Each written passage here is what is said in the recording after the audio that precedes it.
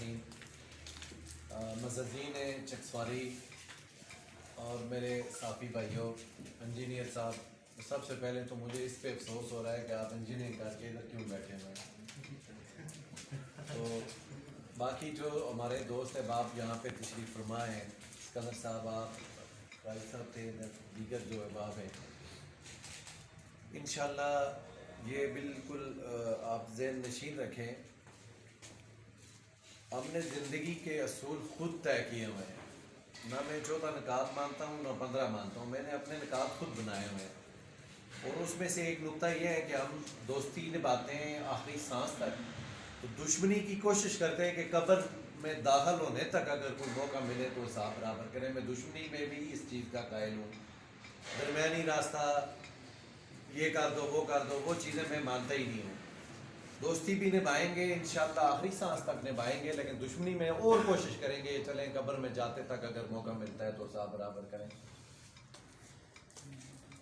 یہ بالکل آپ ذہن نشین رکھیں. عبدالحکیم کشمیری صاحب جو ہمارے صدر ہیں، 2 کتابوں کے مصنف ہیں. ریاست جموں کشمیر کی جو تاریخ ہے، جو اس کا فیوچر ہے، جو اس کا اس وقت مستقبل میں جو ہونے جا رہا ہے یا جو حال چل رہا ہے، وہ سب کچھ انہیں علم ہے.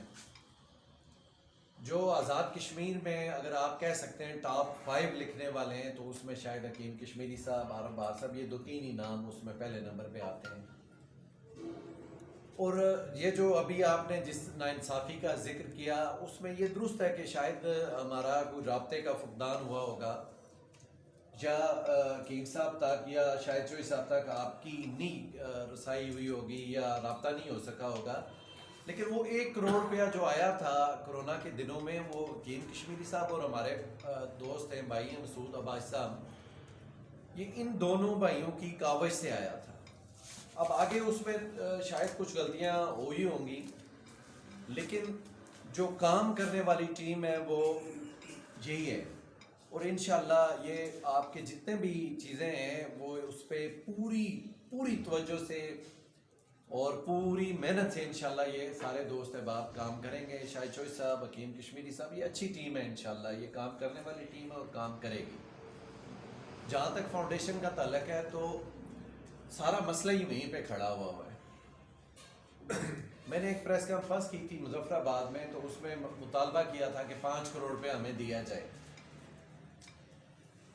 آپ کے علم میں ہوگی ساری صورتحال کہ ہمارے ہاں جو ایک، شاید یہاں پہ کوئی سرکاری ملازم بھی بیٹھے ہوئے ہوں گے معذرت کے ساتھ، ہمارے ہاں ایک جو سیکشن آفیسر صاحب ہوتے ہیں، کلرک صاحب ہوتے ہیں لوکل گورنمنٹ کے، تو وہ سال میں تقریباً کوئی 50 لاکھ 40 لاکھ کروڑ روپے کی ویسے ہی کرپشن کر جاتے ہیں، جو کرپشن کے زمرے میں بھی نہیں آتی، ادھر ادھر کر لیتے ہیں وہ.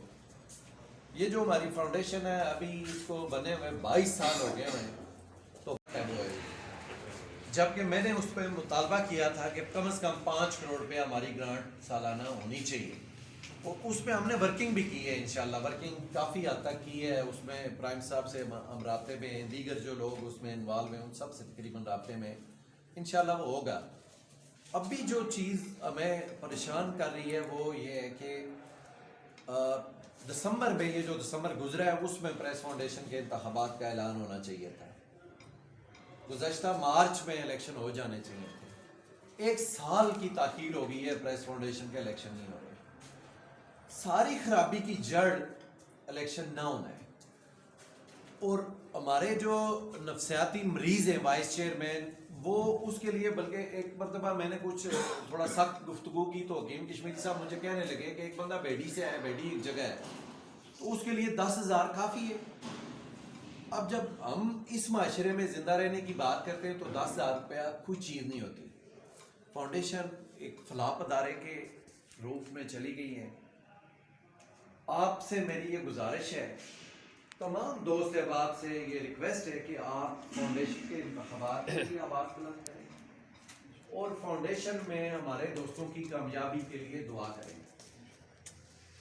فاؤنڈیشن کے الیکشن اور اس میں نئی قیادت کا آنا، یہ آزاد کشمیر وہ جب بھی سپیچ کرے گا، کہیں پہ بھی کوئی بڑا فنکشن ہے، یا فرض کریں پاکستان سے ہمارے کوئی مہمان جرنلسٹ آ جاتے ہیں، یا کوئی وزیر وفاقی وزراء آ جاتے ہیں یہ کچھ اس طرح سے، تو وہ کہتا ہے جی ہم نے فاؤنڈیشن بنائی ہوئی ہے، ہم شادی کے لیے، ہم بیماری کے لیے لوگوں کو پیسے دیتے ہیں وغیرہ وغیرہ، تعلیم کے لیے دیتے ہیں. اب جب وہ ان لوگوں کو تو نہیں پتا ہوتا یہ کیا دے رہے ہیں، یہ ہمیں پتا ہے کہ جب شادی کے لیے آپ دے رہے ہو یا تعلیم کے لیے دے رہے ہو تو وہ 12,000 روپے دے رہے ہو، 10,000 روپے دے رہے ہو.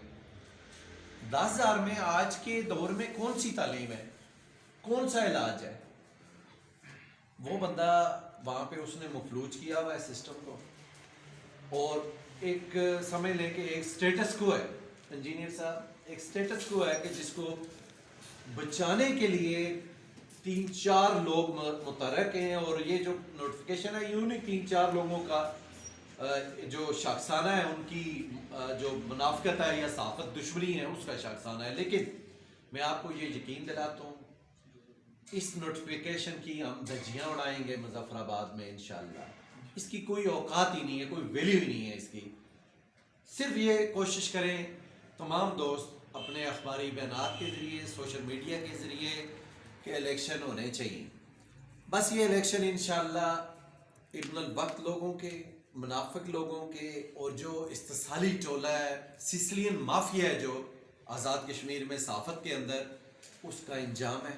اور آپ نے اچھے لوگوں کا انتخاب کیا، انشاءاللہ زندگی کے کسی لمحے میں آپ کو مایوسی نہیں ہوگی. آپ سب لوگوں کا بہت شکریہ.